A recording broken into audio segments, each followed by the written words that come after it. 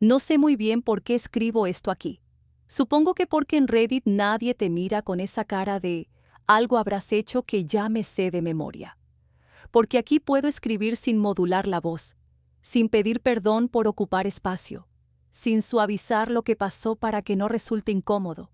Escribo porque, si no lo ordeno yo, la historia se me queda dentro como un ruido constante, como una alarma que nunca se apaga. Me llamo Laura, tengo 34 años y vivo en Valencia. Trabajo en una gestoría pequeña cerca de la Avenida del Puerto, de esas donde todos se conocen demasiado, y la confianza se confunde con permiso para cruzar líneas. Durante mucho tiempo pensé que tenía una vida normal, no perfecta, pero estable. Una pareja de años, un trabajo fijo, comidas de domingo con la familia, vacaciones planeadas con meses de antelación, y la sensación, equivocada, ahora lo sé, de estar a salvo. Confiaba en él, confiaba en ellos, confiaba en el sistema completo que me rodeaba. Y esa fue la primera grieta, creer que la normalidad es una garantía. Al principio no hubo golpes, ni gritos, ni escenas dramáticas. Hubo comentarios sueltos, frases que se quedaban flotando en el aire y que yo recogía rápido para guardarlas en un cajón mental etiquetado como no es para tanto. Cosas como eres demasiado buena, así te van a pasar por encima, dichas con una sonrisa. O tú no sirves para el conflicto, mejor que lo lleve otro. En el trabajo, cuando pedía explicaciones. Risas incómodas cuando ponía un límite. Silencios largos cuando hacía una pregunta directa. Yo los justificaba, siempre. Pensaba que era estrés, que yo estaba sensible, que no todo el mundo sabe comunicar. Pensaba que el amor consiste en aguantar, que la lealtad se demuestra no incomodando. Pensaba que si algo dolía, era porque yo no lo estaba entendiendo bien. Había pequeñas rarezas que ahora me parecen evidentes. Cambios de humor repentinos. Decisiones tomadas sin contar conmigo y luego presentadas como hechos consumados. Planes que se cancelaban en el último momento y se convertían mágicamente en culpa mía por reaccionar mal. Gente que bajaba la voz cuando yo entraba en una habitación. Miradas rápidas. Mensajes borrados sin querer. En el trabajo, mi jefa empezó a corregirme en público cosas que antes celebraba en privado. A decir, esto ya lo sabíamos, cuando presentaba una idea. A pedirme favores fuera de horario como si fueran obvios. En casa, él empezó a hablar de sacrificios, como si fueran una moneda que solo yo tenía que poner sobre la mesa. Siempre había una urgencia mayor que yo, una prioridad más importante que mis límites. Y yo seguía intentando mantener la estabilidad. No quería ser la dramática, no quería romper nada. Me decía que todas las relaciones pasan por etapas raras, que los trabajos se vuelven duros, que la vida adulta es esto, tragar un poco y seguir. Ahora sé que ese esfuerzo constante por no desestabilizar nada era en realidad la manera en que me fui borrando. Cada vez que me callaba algo para que todo siguiera bien, algo dentro de mí se encogía. Pero entonces aún no lo llamaba abuso, ni manipulación, ni traición. Lo llamaba madurez, paciencia, amor. Es extraño cómo el cuerpo lo sabe antes que la cabeza. Había días en los que me despertaba con un nudo en el estómago sin motivo claro. Caminaba por mi propia vida con la sensación de estar ocupando un lugar prestado. Como si en cualquier momento alguien pudiera decirme que ya no hacía falta, que gracias por todo, que hasta aquí. Si pudiera volver atrás, me diría que esas incomodidades no eran casuales, que no eran exageraciones, que la normalidad que tanto defendía estaba construida sobre mi silencio. Pero entonces todavía creía que aguantar era una virtud. Y ahí empezó todo. El primer indicio no fue grande. No fue una traición clara ni una humillación evidente. Fue algo tan pequeño que todavía me da rabia haberlo minimizado. Una frase, una risa, un gesto que no encajaba, pero que tampoco parecía suficiente como para armar un conflicto. Fue un martes por la tarde, de esos grises en Valencia, en los que ni siquiera el mar parece azul. En la gestoría estábamos cerrando un expediente importante, uno que yo llevaba semanas preparando. Horas extras, cafés fríos, notas en post-its por toda la mesa. No era nada espectacular, pero era sólido, bien hecho. Cuando entré en la reunión, tenía esa mezcla de cansancio y orgullo tranquilo, que solo aparece cuando sabes que has hecho tu trabajo. Mi jefa, Carmen, estaba sentada en la cabecera. A su lado, Javier, el asesor externo que llevaba poco tiempo pero hablaba como si llevara allí 10 años. Yo empecé a explicar el caso siguiendo el orden que había preparado. Carmen asentía, distraída. Javier miraba el móvil. En un momento dado, Carmen me interrumpió. «Bueno, esto ya lo hemos visto», dijo sin mirarme. «Javier, ¿quieres comentar tú la propuesta?» Me quedé en silencio. Literalmente no supe qué decir. Javier levantó la vista, sonrió y empezó a explicar exactamente lo mismo que yo acababa de decir, pero con otras palabras.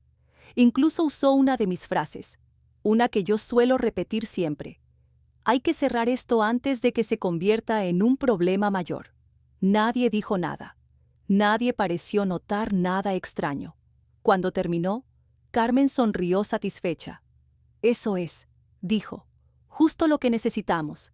Yo sentí algo raro en el pecho, no dolor, más bien una especie de vacío rápido, como cuando te das cuenta de que has olvidado algo importante y ya es tarde. Pensé, no pasa nada, no merece la pena decir nada, quizá ha sido casualidad. Después de la reunión, Carmen me llamó a su despacho. Pensé que iba a agradecerme el trabajo, o al menos, aclarar el malentendido. «Laura, tienes que aprender a no tomarte las cosas como algo personal», me dijo con ese tono de falsa calma que usa cuando cree que está siendo muy razonable. «Aquí todos sumamos. No importa quién diga qué, sino que salga adelante». Asentí. Claro que asentí. Me sentí infantil por haberme molestado. Me fui a mi mesa repitiéndome que tenía razón, que yo era demasiado sensible, que en el trabajo no hay egos. Esa misma noche, en casa, le conté lo ocurrido a él. Esperaba, no sé, un poco de apoyo. Algo como «no ha estado bien» o «entiendo que te moleste». Se rió. «Bueno, amor», dijo, «es que tú eres muy transparente. En ese mundo, si no sabes venderte, te pisan. No te lo tomes tan a pecho. Te pisan». Usó exactamente esa palabra. Y lo dijo como si fuera una ley natural, como la gravedad, como si no hubiera alternativa. Me quedé callada. Algo dentro de mí se encogió otra vez, pero volví a hacerlo de siempre. Justificar. Pensé que estaba cansado, que no era un ataque, que solo estaba siendo práctico. Los días siguientes noté pequeños cambios. Carmen empezó a incluir a Javier en correos que yo había iniciado, a pedirle opinión sobre temas que yo manejaba desde hacía años, a decir frases como «esto Laura ya lo sabe», en lugar de dejarme hablar. Nada grave, nada denunciable, todo perfectamente explicable. Si no querías ver el patrón. En casa él empezó a hacer bromas raras delante de amigos, comentarios sobre lo intensa que soy, sobre cómo me preocupo por tonterías, siempre con una sonrisa, siempre seguido de un beso en la frente, como para que no pareciera un ataque. Si yo me molestaba, decía que exageraba, que era humor. Una noche, mientras fregaba los platos, lo escuché hablando por teléfono en el balcón. No estaba espiando, simplemente oí mi nombre. «Sí, ella se encarga de eso», decía. «Siempre lo hace, no se queja, no se queja». Lo dijo como un elogio.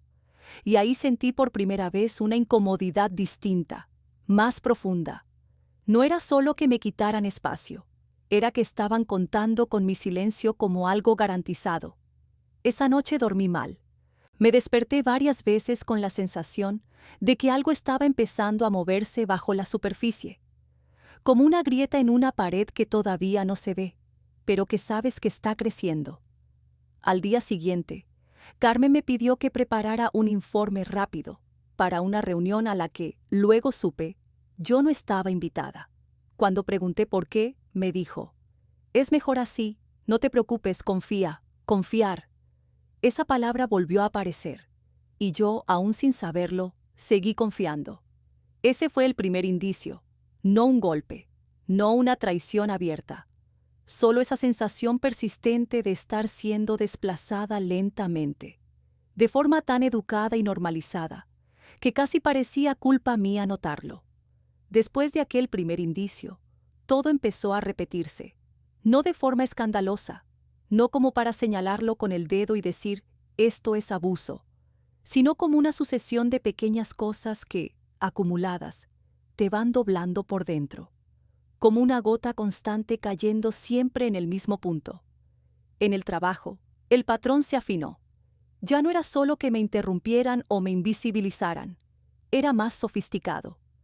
Carmen empezó a pedirme tareas con plazos imposibles y luego a usar mi retraso, provocado, como prueba de que no estaba tan organizada como antes. O me encargaba algo importante y cuando lo entregaba, lo revisaba delante de otros con una lupa exagerada, señalando detalles mínimos como si fueran fallos graves. Esto hay que pulirlo más, decía. Antes eras más resolutiva, antes. Siempre ese antes, como una versión idealizada de mí que nunca coincidía con la actual. Como si siempre estuviera decepcionando a alguien invisible. Javier, por su parte, empezó a apropiarse directamente de decisiones. Me pedía opinión en privado y luego, en reuniones, presentaba la idea como suya. Si yo intentaba matizar algo, Carmen me cortaba. Déjale terminar, Laura. Luego comentas si hace falta. Casi nunca hacía falta. Yo empecé a hablar menos, a medir cada palabra, a repasar mentalmente las frases antes de decirlas, para que no parecieran emocionales, defensivas, intensas. Me dolía la garganta de tragarme respuestas, me dolía la cabeza al final del día, pero seguía diciéndome que no exagerara, que el trabajo no es un lugar seguro para nadie, que así funciona el mundo adulto. En casa la dinámica se volvió igual de sutil y asfixiante. Él empezó a decidir cosas por los dos sin consultarme, planes de fin de semana, visitas familiares, gastos importantes. Si yo mostraba incomodidad, no enfado, solo incomodidad, reaccionaba con una mezcla de sorpresa y condescendencia. Es que te ahogas en un vaso de agua, me decía. Confía un poco más en mí. La palabra confía empezó a sonar como una orden, no como una invitación. Recuerdo una cena concreta, en casa de unos amigos suyos, en Ruzafa. Yo estaba cansada, había tenido un día horrible, pero fui igual. Durante la cena, alguien hizo un comentario sobre el trabajo, y él respondió por mí. Laura ahora está un poco desbordada, dijo. No es su mejor momento profesional. Lo dijo riéndose. Todos rieron. Yo me quedé congelada con la copa en la mano. No era mentira del todo, pero tampoco era algo suyo para contar. Sentí cómo me ardían las mejillas. Cuando llegamos a casa se lo dije, con cuidado, sin acusar. Oye, antes, lo que has dicho, me ha hecho sentir mal. Suspiró, exageradamente. Otra vez lo mismo, respondió. De verdad tienes que dejar de ver ataques donde no los hay. Solo estaba siendo sincero. Sincero. Otra palabra bonita usada como arma. Empecé a dudar de mí de forma constante, de mis reacciones, de mi memoria, de mis emociones. Había días en los que pensaba que quizá era verdad, que me estaba volviendo demasiado susceptible, que algo en mí estaba fallando. Mientras tanto, las humillaciones seguían, cada vez más normalizadas. Carmen empezó a bromear sobre mi vida personal delante de otros. Laura está siempre disponible, decía. No tiene hijos, no tiene prisa. Yo sonreía, rígida. Nadie veía el problema. Era una broma. Siempre era una broma. Un viernes, al revisar mi nómina, noté que faltaba un complemento que llevaba meses cobrando. Fui a preguntarlo. Carmen me miró como si le estuviera pidiendo algo indebido. Eso era temporal, dijo. Pensé que lo sabías. No lo sabía. Nadie me lo había comunicado. Cuando lo señalé, me dijo, bueno, si no estás contenta siempre puedes buscar otra cosa. Así, frío. Como si mi malestar fuera una molestia administrativa. En casa, él empezó a llegar más tarde, a responder mensajes con monosílabos, a decir que estaba agotado cuando yo intentaba hablar. Yo seguía cuidando, sosteniendo, adaptándome. Me convertí en alguien pequeña, flexible, silenciosa. Y aún así, algo dentro de mí empezó a resistirse. No con fuerza, no con claridad, pero con una incomodidad persistente que ya no se iba. Empecé a notar que las mismas personas que me pedían paciencia, nunca tenían paciencia conmigo, que los que hablaban de equipo siempre ganaban ellos, que los que pedían comprensión nunca la devolvían. Una tarde, volviendo del trabajo, me vi reflejada en el cristal del autobús. Tenía la espalda encorvada, la mirada apagada, los labios apretados. No me reconocí. Y por primera vez, en lugar de justificarlo todo, pensé algo distinto. No es normal sentirse así todo el tiempo.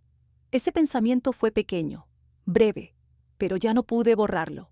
La humillación más grande no llegó de golpe.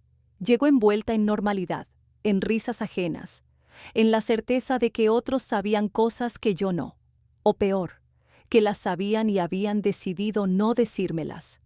Todo empezó un jueves cualquiera, a la hora del café. Estábamos en la cocina de la gestoría, ese espacio estrecho donde siempre se dicen las verdades a medias. Yo removí el azúcar cuando escuché mi nombre. No fue un susurro. Fue dicho con naturalidad, como si yo no estuviera a 2 metros. Bueno, Laura ya sabe cómo va esto, dijo una compañera. Ella siempre acaba cargando con lo que otros no quieren. Se rieron. No una carcajada cruel, sino esa risa cómoda de quien se siente a salvo. Me giré. Me miraron. Nadie se disculpó. Es broma, añadió otra. No te lo tomes a mal. No supe qué decir. Me sonreí por inercia, como se sonríe cuando no quieres convertirte en el problema. Pero algo se rompió ahí, porque entendí que esa imagen mía, la que aguanta, la que no se queja, la que siempre está, ya no era solo una dinámica privada entre Carmen y yo. Era un rol colectivo, compartido, aceptado. Ese mismo día descubrí, casi por accidente, que no era la única a la que le pasaba. En un correo reenviado por error, vi una conversación interna en la que hablaban de mí. No con insultos directos, no. Peor, con una frialdad técnica. Laura es válida pero no conflictiva. Se adapta. No hará ruido. Ahí estaba, convertida en una cualidad operativa. Mi silencio. Me temblaron las manos, no de rabia, de vergüenza, porque entendí que mi sufrimiento no era invisible, era útil. Esa noche quedé con una antigua compañera, Ana, que había dejado la gestoría meses antes. Tomamos una caña cerca de la plaza del ayuntamiento. Le conté, con cuidado, algunas cosas. Ella me miró con una mezcla de pena y resignación. ¿Todavía no te has dado cuenta?, me dijo. A mí me hicieron lo mismo, solo que yo me fui antes de que me convencieran de que era culpa mía. Sentí un vuelco en el estómago. ¿Y por qué no me dijiste nada?, pregunté, más dolida de lo que quería admitir. Se encogió de hombros. Porque cuando lo intenté, tú las defendías. Decías que Carmen tenía buen fondo, que exageraba. Tenía razón, la tenía. Yo había sido parte del silencio. Pero lo peor vino unos días después, en casa. Fuimos a una comida familiar.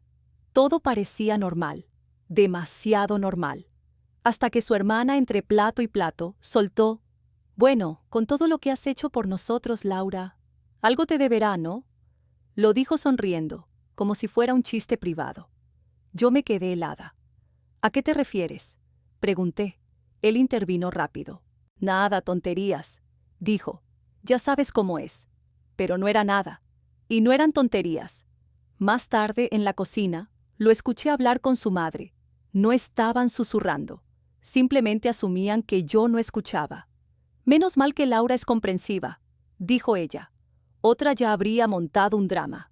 «Sí», respondió él. «Ella sabe adaptarse. No es complicada». Otra vez esa palabra, adaptarse. Como si fuera un objeto flexible. Como si mi valor estuviera en no molestar.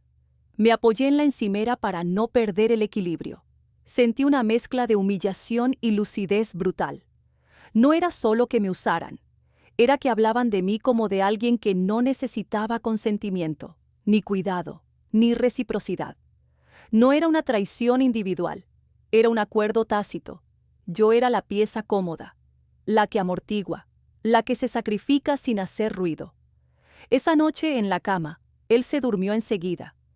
Yo me quedé mirando al techo, con el corazón acelerado, repasando escenas pasadas que ahora cobraban otro sentido, comentarios, miradas, decisiones tomadas por mí. Por primera vez no pensé, quizá estoy exagerando. Pensé algo mucho más duro. Lo saben, todos lo saben. Y esa certeza dolió más que cualquier mentira, porque la humillación ya no era solo privada, era social, compartida, normalizada. Ahí empecé a entender que no estaba sola en esto, y paradójicamente, esa fue la parte más devastadora, porque significaba que, durante todo ese tiempo, había estado rodeada de gente que veía mi desgaste y lo consideraba aceptable. Después de la humillación social, todo empezó a desmoronarse dentro de mí de manera más sutil, más perversa. No eran ya los actos concretos, sino la constante manipulación de la realidad. Cada vez que yo intentaba poner palabras a lo que sentía, me hacían dudar de mí misma. Y eso es lo que duele más, no el daño, sino que te hagan pensar que eres tú quien está equivocada. Recuerdo un martes por la mañana, mientras organizaba unos archivos en la gestoría. Carmen se acercó y, con su sonrisa calculada, me dijo: «Laura, te noto rara últimamente, muy sensible. Estás viendo problemas donde no los hay». Asentí, intentando no reaccionar. En el fondo quería gritar, pero tú me interrumpiste y luego presentaste mi idea como tuya. Pero su mirada, tan firme, tan segura, me paralizó, y algo dentro de mí dudó. ¿Era yo exagerada? ¿Me lo estaba imaginando? En casa él también comenzó con esa dinámica. Cada vez que le contaba algo que me molestaba, me respondía con frases cuidadosamente neutrales, cargadas de condescendencia. «Estás dramatizando, amor. Yo no dije eso así. Lo recuerdas mal. O lo peor. Si de verdad me conoces, sabrás que nunca te haría eso». Me preguntaba a mí misma, ¿lo recordé mal? ¿Lo interpreté mal? La duda me corroía. Sentía que estaba perdiendo el control de mis propios pensamientos, que ya no podía fiarme de lo que mi mente me decía. Incluso llegué a registrar mentalmente cada interacción, intentando armar pruebas de mi memoria frente a la de ellos, como si necesitara justificarme ante mi propia cabeza. Una tarde, mientras tomábamos café en la terraza de un bar en el Carmen, me soltó una de esas frases que todavía retumban. «No sé por qué te enfadas. Todo el mundo te quiere. Seguro que estás viendo fantasmas. Fantasmas». Esa palabra me atravesó. Yo sabía que lo que sentía era real, pero empezar a llamarlo fantasmas hizo que por primera vez dudara de mí misma de forma intensa. El gaslighting no era un grito, ni un empujón, ni un insulto. Era un murmullo constante, una niebla que te hace titubear sobre lo que percibes. En el trabajo también estaba presente. Carmen podía decir delante de todos: «Laura, creo que estás cansada. ¿Quieres que revisemos esto mañana?». Y cuando respondía que no, que podía hacerlo, añadía: «Ya, pero quizá te está afectando más de lo que crees». Parecía preocupación, pero no lo era. Era un recordatorio constante de que yo no confiaba en mi propio juicio, de que estaba fuera de lugar emocionalmente. El patrón se repitió con Javier. Si yo cuestionaba algo, él decía con calma: «No seas ingenua, no te lo tomes a mal». Su voz era tan serena que casi me provocaba vergüenza por sentirme herida. Esa sensación de culpa por estar exagerando se convirtió en un peso constante sobre mis hombros. Empezaba a ver todo borroso.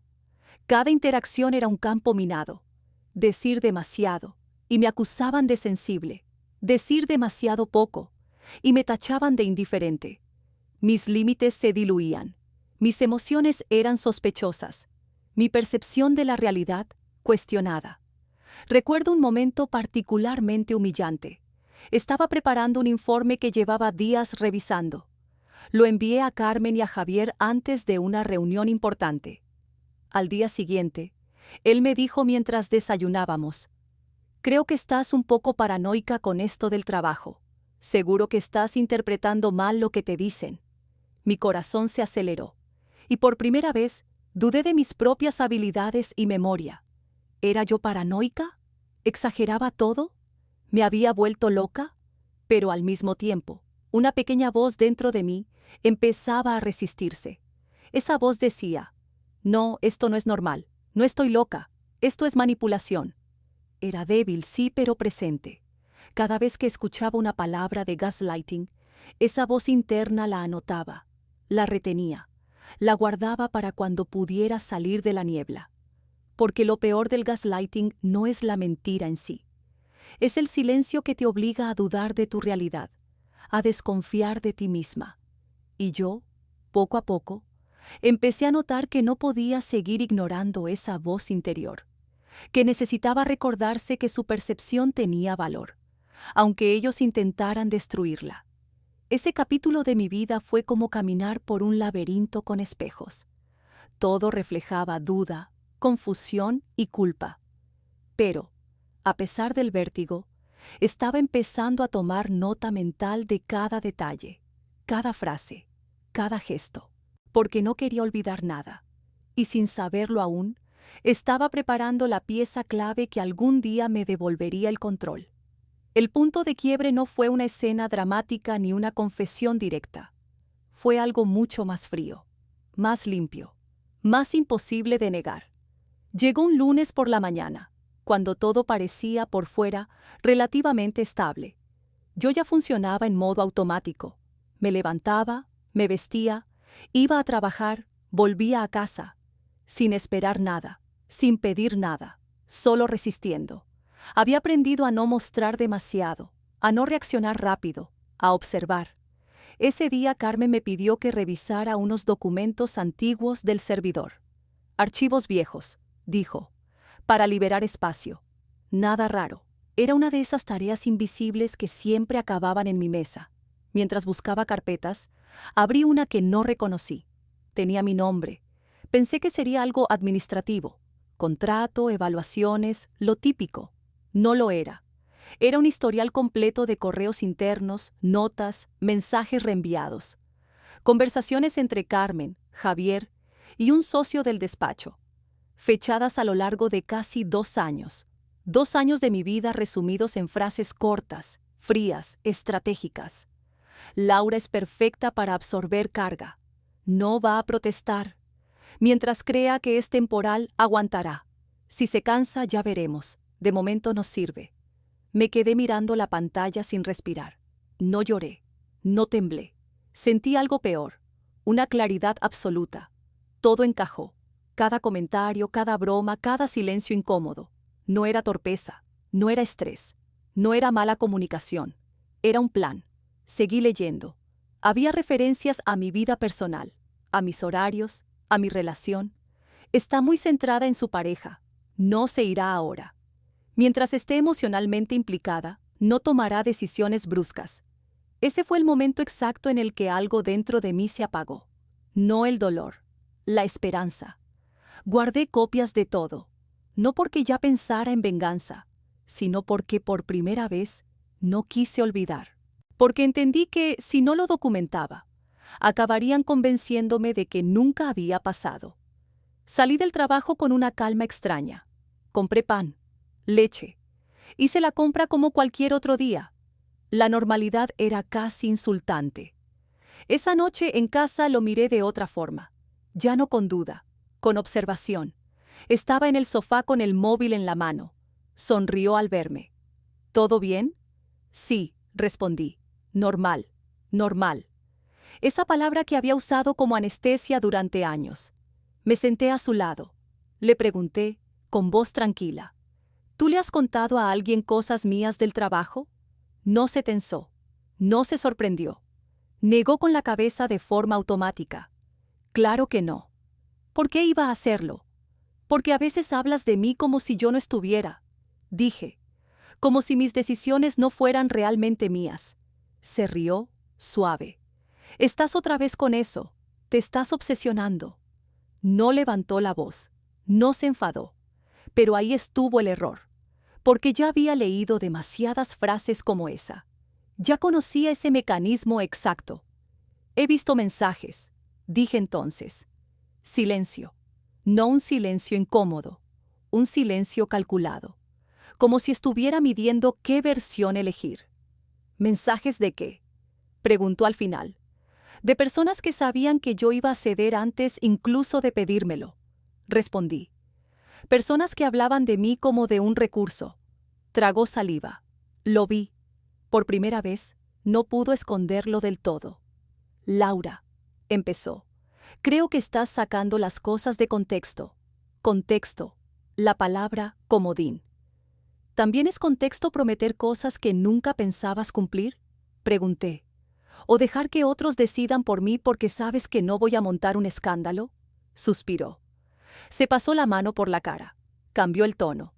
Mira, estás muy alterada. No es buen momento para hablar de esto. Ahí fue. Ese fue el instante exacto. No sentí rabia. Sentí una calma helada.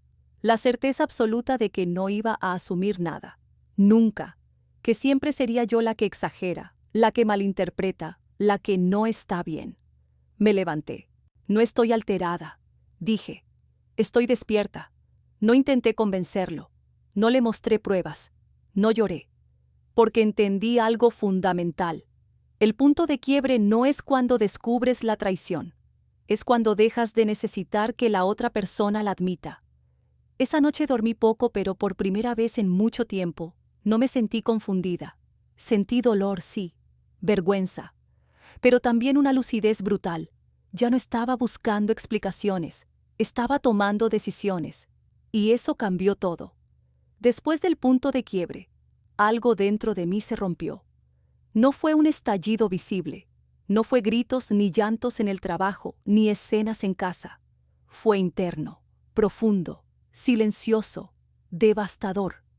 Todo el control que había intentado mantener durante años se deshizo de golpe, como arena entre los dedos. Los días posteriores fueron un caos emocional. Caminaba por Valencia con la sensación de flotar fuera de mi propio cuerpo. Me sentía observada, evaluada, ridiculizada en cada esquina. Cada gesto que antes había ignorado ahora me parecía una burla.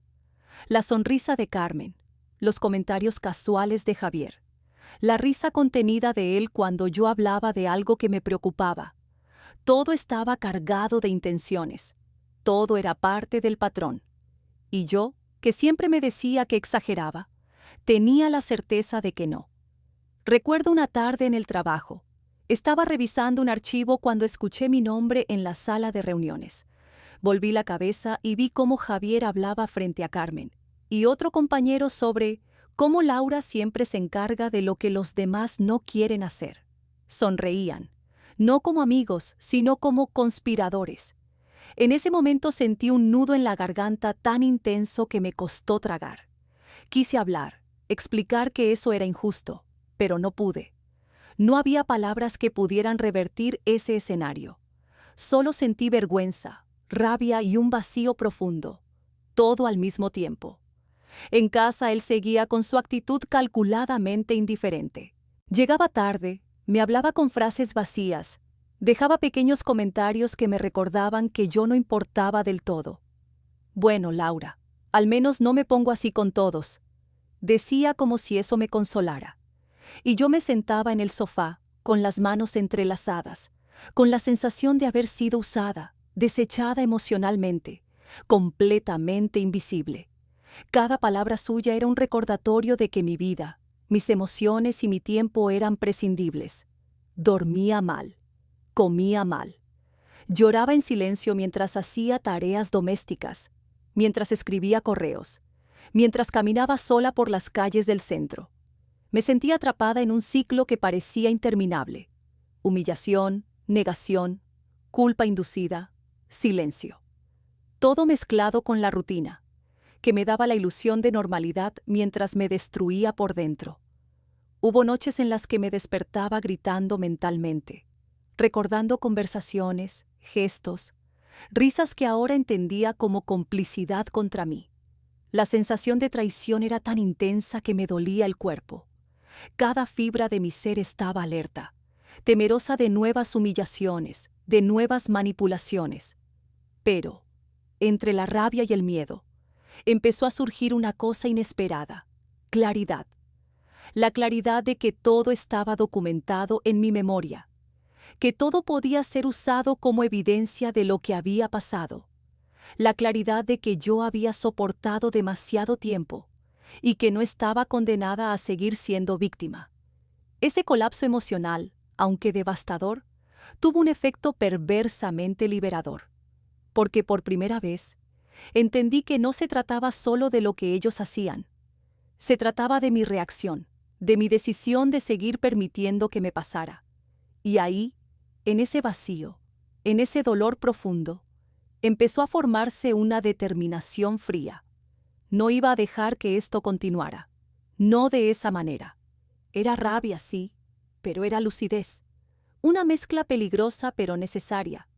Ya no habría disculpas, ni justificaciones, ni autoengaños. Había llegado el momento de mirar todo con ojos abiertos y de tomar el control de lo que aún podía controlar. Mi vida, mi voz, mis límites. Esa sensación fue el preludio de algo que hasta entonces no había considerado seriamente: venganza.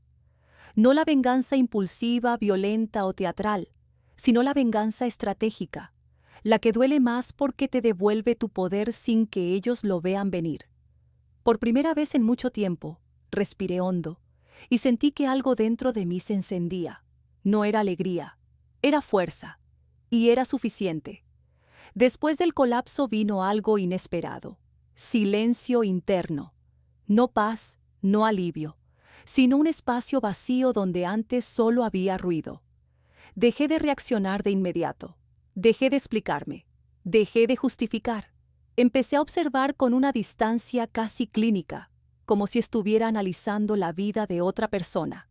Me di cuenta de que llevaba años funcionando en modo supervivencia, anticipando estados de ánimo ajenos, ajustando mis palabras, leyendo el ambiente antes de abrir la boca. Y entendí algo incómodo: no solo me habían hecho daño, yo había aprendido a adaptarme al daño como si fuera normal. Empecé a repasar mentalmente escenas pasadas, pero esta vez sin culpa, como quien revisa pruebas.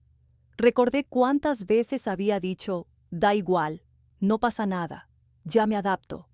Cuántas veces había confundido amor con aguante, profesionalidad con silencio, madurez con anulación. Vi el patrón con claridad brutal. Buscaban personas como yo, no débiles, funcionales, responsables, empáticas, personas que no rompen la armonía, personas que prefieren dudar de sí mismas antes que señalar una injusticia, personas entrenadas para sostener a otros mientras se vacían. Y entendí algo todavía más duro: no era personal. Nunca lo fue. Eso dolió más que la traición, porque significaba que, si no era yo, habría sido otra. Que mi dolor no fue un accidente, sino una consecuencia previsible de cómo funcionaban. Empecé a escribir, no para publicar, para mí. Anoté fechas, frases literales, gestos, lo que se dijo y lo que no, lo que prometieron y lo que nunca cumplieron. No con rabia, sino con precisión. Me sorprendió lo clara que estaba mi memoria cuando dejé de dudar de ella. También empecé a observar mis propias reacciones. Noté cómo me tensaba cuando alguien alzaba un poco la voz, cómo pedía permiso incluso para cosas que me correspondían, cómo justificaba a los demás antes que a mí. No me odié por eso, me entendí. Había aprendido así porque funcionaba, hasta que deja de hacerlo. En casa él notó el cambio, ya no discutía, ya no explicaba, ya no buscaba validación. «Estás muy rara últimamente», me dijo una noche, distante. Lo miré y pensé: no estoy distante, estoy fuera. No se lo dije, no hacía falta. En el trabajo empecé a hacer algo simple y revolucionario: cumplir estrictamente con lo que me correspondía, ni más, ni menos. Dejé de salvar situaciones ajenas, dejé de cubrir errores, dejé de estar siempre disponible, y el sistema empezó a crujir. Carmen fruncía el ceño más a menudo. Javier se mostraba incómodo. Nadie me acusó directamente, pero el ambiente cambió, porque mi silencio ya no estaba garantizado. Y entonces lo vi claro. Mi mayor error había sido creer que debía demostrar mi valor constantemente, que tenía que ganarme el respeto siendo comprensiva, que si aguantaba lo suficiente, algo cambiaría. No cambia. La reflexión no me convirtió en alguien dura, me volvió lúcida. Dejé de preguntarme qué hice mal y empecé a preguntarme por qué permití esto tanto tiempo. No desde el reproche, sino desde la responsabilidad, porque hay una diferencia enorme entre culpa y responsabilidad. La culpa te paraliza, la responsabilidad te devuelve el control. Y ahí, en ese espacio mental nuevo, empezó a formarse una idea clara, no impulsiva, no vengativa en el sentido infantil, algo mucho más peligroso, una retirada calculada, una verdad colocada en el momento exacto, una exposición sin gritos. No quería que me pidieran perdón, quería que no pudieran volver a hacerlo igual. Por primera vez, no pensaba en sobrevivir, pensaba en cerrar el ciclo. Y eso fue cuando supe que ya no era la misma. La decisión no llegó como un arranque de rabia. No fue un grito, ni un impulso, ni un deseo de hacer daño por el simple hecho de vengarme. Fue fría, calculada. Una certeza que se formó con cada escena, cada palabra, cada silencio que me habían impuesto durante años. Recuerdo esa mañana en Valencia. El cielo estaba gris, como siempre últimamente, y yo caminaba por la calle Colón con los auriculares puestos, escuchando música que nadie sabía que me ayudaba a ordenar mis pensamientos. Por primera vez, sentía un control absoluto sobre mi vida y mis emociones. Todo lo que antes me desestabilizaba ahora era información, una serie de piezas que podía usar para reconstruir mi dignidad. Tomé la decisión de que no habría confrontaciones teatrales, nada de gritos ni reproches, nada que pudiera interpretarse como un arrebato emocional. No quería que ellos tuvieran la oportunidad de girar la historia en mi contra. No quería alimentar la narrativa de que yo era la exagerada, la emocional, la que no entiende. Mi plan era simple y poderoso: usar la evidencia que había acumulado, organizarla de manera impecable y exponer la verdad exactamente cuando fuera más efectivo. Cada mensaje, cada correo, cada conversación escuchada en su momento, sería una prueba irrefutable de la manipulación, de la humillación, de la intención de dañarme. También decidí poner límites estrictos con mi pareja. No más adaptaciones automáticas, no más silencios estratégicos. Ya no habría disponibilidad total, ni justificaciones, ni cuidados que no fueran recíprocos. Cada interacción sería medida, cada palabra cuidadosamente colocada. Ya no era víctima, era observadora. Por primera vez, entendí algo que hasta entonces no había querido aceptar. La venganza no era solo un acto externo, era también interno. Recuperar mi tiempo, mi voz, mis límites, mi autoestima. Recuperar el control sobre mi mente y mis emociones. Esa era la primera victoria, y ninguna de sus excusas ni manipulaciones podría arrebatármela. Esa misma semana, revisé todo nuevamente. Cada gesto, cada frase, cada recuerdo. Lo puse en orden cronológico. Clasifiqué por niveles: microhumillaciones, manipulación emocional, traición directa. Todo estaba allí, y no podía negarlo. No había lugar para dudas. No había margen para que alguien me dijera que lo imaginé o que exageraba. La evidencia hablaba por sí sola. Decidí también mantener la calma externa. En casa no hubo cambios visibles inmediatos. Él seguía con su sonrisa calculada, sus bromas de control, sus silencios estratégicos. En el trabajo continué cumpliendo con mis responsabilidades estrictamente, pero sin regalar nada más. Cada acción, cada palabra, era ahora un instrumento de estrategia, no de sometimiento. Y lo más importante, la venganza no era un objetivo de corto plazo. Era un proceso, frío, lento, metódico. La satisfacción no estaba en humillarles de inmediato, sino en asegurarse de que la verdad llegara en el momento exacto, que ellos sintieran la certeza de que su manipulación y su abuso habían sido documentados y expuestos, que la percepción pública y privada cambiara a mi favor, y que no pudieran invertir la narrativa. Ese día, por primera vez en años, me sentí poderosa. No por superioridad, no por odio, sino por lucidez. Sabía lo que tenía que hacer, cuándo hacerlo y hasta dónde llegar. El miedo y la vergüenza habían dejado paso a la determinación. Y esa determinación, supe, era más fuerte que cualquier manipulación que ellos pudieran ejercer. Nunca había sentido algo tan claro. No era solo una decisión de venganza. Era una decisión de supervivencia, de restauración, de dignidad. Y eso marcaría todo lo que vendría después. La ejecución no tuvo música dramática ni frases memorables. Fue silenciosa, metódica, casi aburrida desde fuera. Y precisamente por eso funcionó. Empezó un lunes. Siempre empiezan los lunes las cosas que de verdad cambian algo. Llegué al trabajo a mi hora, saludé como siempre, me senté en mi mesa. Nadie notó nada distinto. Ese fue el primer éxito. No levantar sospechas. A las 10:30 envié un correo. No a Carmen directamente, a todos. Socios, administración, recursos humanos externos. Y el correo corporativo general que casi nadie usa, pero que todo el mundo lee cuando pasa algo raro. El asunto era neutro. Aclaración de funciones y responsabilidades. Adjunté un documento, no largo, no emocional, cronológico, frío, fechas, tareas asignadas, decisiones tomadas por terceros sin mi conocimiento, correos reenviados, capturas de conversaciones internas, sin adjetivos, sin interpretaciones, solo hechos. El último párrafo era breve. Dado que durante este tiempo se han tomado decisiones estratégicas utilizando mi trabajo, disponibilidad y datos personales, sin mi consentimiento explícito, dejo constancia formal de esta situación y solicito que, a partir de hoy, toda comunicación y asignación de tareas se realice por escrito y dentro de mis funciones contractuales. Nada más. No pedí disculpas, no expliqué emociones.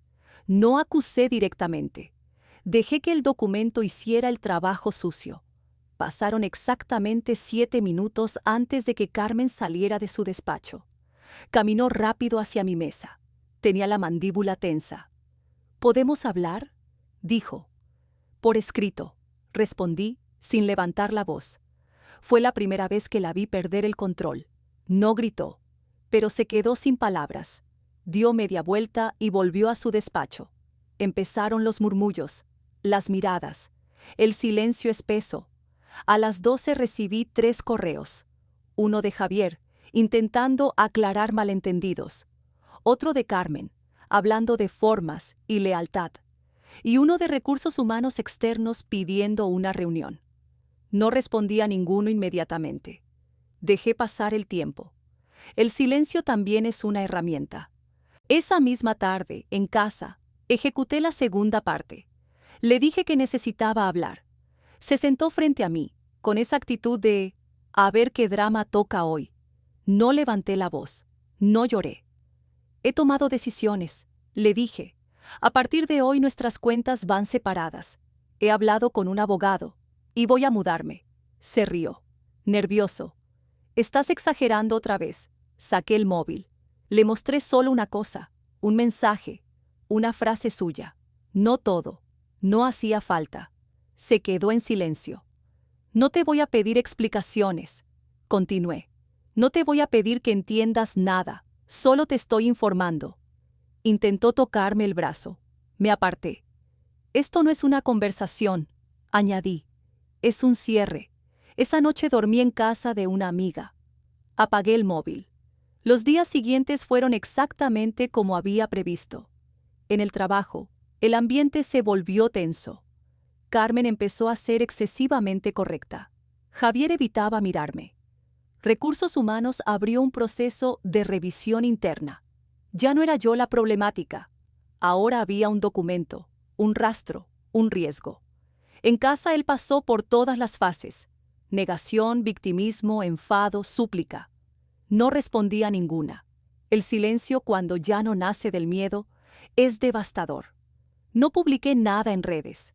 No conté mi versión a todo el mundo. Dejé que la información circulara sola, que cada uno sacara conclusiones, que los huecos se llenaran con lo que ya sospechaban. La venganza no fue verlos caer, fue verlos descolocados, inseguros, midiendo cada palabra, tratando de recomponer una narrativa sin controlarla. Yo, mientras tanto, seguí con mi vida.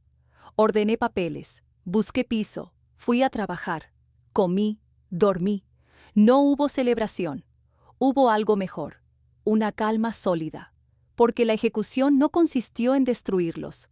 Consistió en retirarme con pruebas, con dignidad, con límites claros, en dejar de ser útil para su sistema. Y eso, para personas como ellos, es imperdonable. Ahora escribo esto desde un piso pequeño, con muebles prestados y una planta que todavía no sé si va a sobrevivir. Hay cajas sin desempacar y silencios nuevos que no pesan. No es una vida perfecta, pero es mía. A veces me preguntan si valió la pena, si no fue demasiado, si no habría sido mejor irme sin hacer ruido, sin liarla. Siempre usan esas palabras: liarla, complicar, exagerar. Como si la dignidad fuera un capricho y no una necesidad básica. La verdad es que no recuperé nada material. No gané un juicio espectacular ni vi a nadie pedir perdón de rodillas. Nadie se disculpó de verdad. Y aún así, gané algo que antes no tenía: respeto por mí misma. Aprendí que hay personas que confunden bondad con disponibilidad infinita, que leen la empatía como debilidad, que llaman conflicto a cualquier límite que no les beneficia. Y aprendí también algo incómodo: que ese tipo de personas no aparecen por casualidad. Se quedan porque alguien, durante mucho tiempo, les permite quedarse. Yo fui esa persona, no por tonta, no por débil, por creer que el amor, el trabajo, la lealtad, consistían en aguantar más que el otro, por pensar que si era paciente, si era comprensiva, si era flexible, al final me verían, me valorarían, cambiarían. No cambian. Lo que cambia es una misma cuando deja de negociar su dignidad. Hoy ya no explico tanto, no justifico mis decisiones, no intento que todo el mundo me entienda. He aprendido a escuchar esa incomodidad inicial, esa sensación rara en el cuerpo que antes enterraba bajo racionalizaciones. Ahora la tomo en serio. También aprendí que el silencio puede ser sumisión o poder. La diferencia está en desde dónde nace. El mío ya no nace del miedo a perder, sino de la certeza de que no necesito convencer a nadie de mi versión. A veces me duele pensar en la mujer que fui durante esos años, en cómo se fue encogiendo poco a poco, en todo lo que normalizó. No la juzgo, la abrazo. Hizo lo que pudo con lo que sabía, pero no volvería ahí, nunca. Si alguien lee esto y se reconoce, solo diré una cosa: no necesitas una gran traición para irte. No necesitas pruebas irrefutables ni un permiso externo. Si te están borrando despacio, si siempre eres la que entiende, la que cede, la que se adapta, la que no es complicada, eso ya es suficiente. No esperes a romperte del todo para actuar. Yo no recuperé mi tiempo perdido, pero recuperé algo más valioso: la certeza de que no volveré a aceptar menos de lo que merezco. Y eso, aunque nadie lo vea desde fuera, es una victoria definitiva.